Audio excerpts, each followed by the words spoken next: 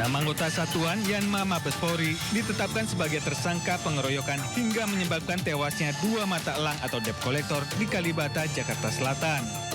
6 orang personil Yanma Mabes Polri yang ditetapkan tersangka antara lain Brigadir IAM, Bribda JLA, Bribda RGW, Bribda IAB, Bribda BN, dan Bribda AM. Para tersangka dijerat dengan pasal 170 ayat 3 KUHP tentang pengeroyokan yang mengakibatkan korban meninggal dunia. Para tersangka akan menjalani sidang etik profesi Polri pekan depan. Berdasarkan hasil penyelidikan di lapangan, penyidik melakukan analisis terhadap keterangan para saksi dan barang bukti, maka penyidik telah menetapkan 6 orang tersangka yang diduga terlibat dalam rangkaian tindak pidana tersebut. Didapati informasi terkait identitas para tersangka yaitu 1. JLA, 2. RGW, 3. IAB, 4. IAM, 5.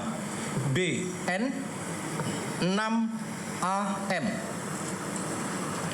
Perlu diketahui rekan-rekan dan kami informasikan, adapun ke-6 tersangka tersebut merupakan anggota dari Satuan Pelayanan Markas di Mabes Polri.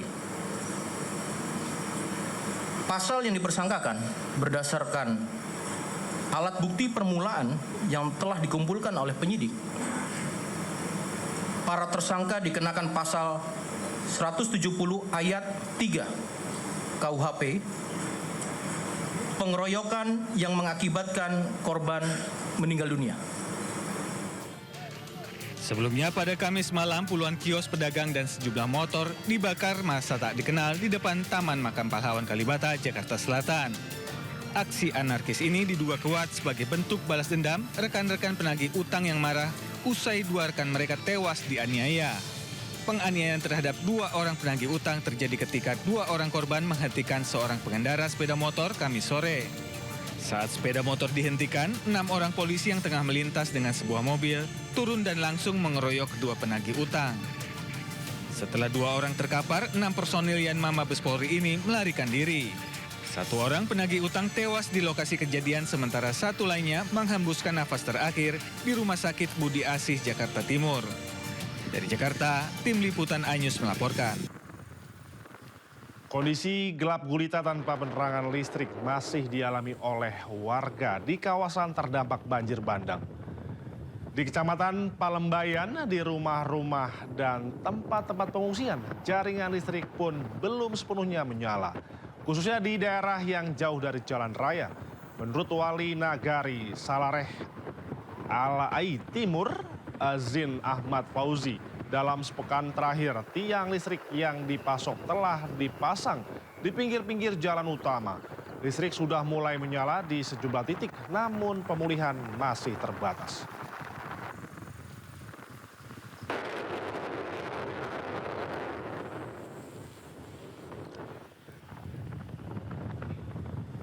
Hingga Jumat malam, Posko Tanggap Darurat Kabupaten Agam mencatat sebanyak 192 korban tewas, serta 72 orang masih hilang dan dalam pencarian. Di Nagare Salareh Aya Timur, korban meninggal tercatat 35 orang dan 35 lainnya masih belum ditemukan. Bantuan terus berdatangan ke posko pengungsian, sementara petugas memberikan dukungan trauma healing kepada anak-anak. Cuaca hujan deras yang kadang mengguyur kawasan ini secara tiba-tiba kerap menghambat aktivitas dan pendistribusian bantuan.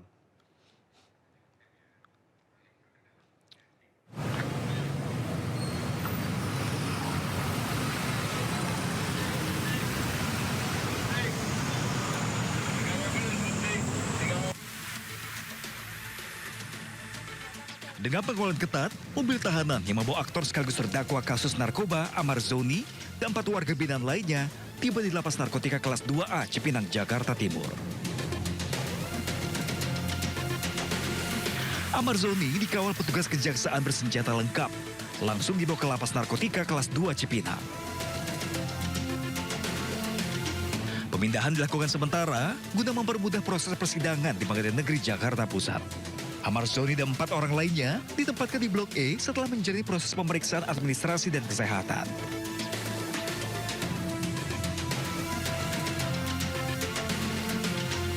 Saudara Amar Zoni, narapidana di Lapas Karanganyar Nusa Kambangan, tiba di Lapas Narkotika Jakarta berdasarkan surat izin Direktur Jenderal Pemasyarakatan dan permohonan dari Kepala Kejaksaan Negeri Jakarta Pusat untuk dititipkan sementara dalam rangka persidangan di Pengadilan Negeri Jakarta Pusat. Sidang lanjutan Amar Zoni dijadwalkan berlangsung di Pengadilan Negeri Jakarta Pusat pada Kamis 18 Desember mendatang. Dari Jakarta, Rio Manik, iNews melaporkan. Hujan dengan intensitas tinggi yang terjadi hampir merata di sejumlah daerah terdampak membuat operasi SAR dan perbaikan infrastruktur terhambat. Kondisi ini memaksa petugas SAR serta pekerja proyek infrastruktur bekerja dengan kewaspadaan tinggi.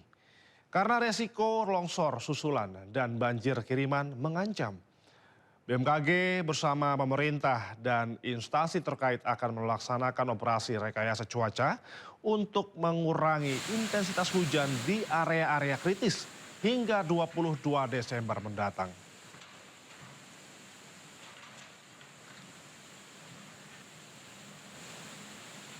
Ini melaksanakan operasi modifikasi cuaca sampai tanggal 22 Desember.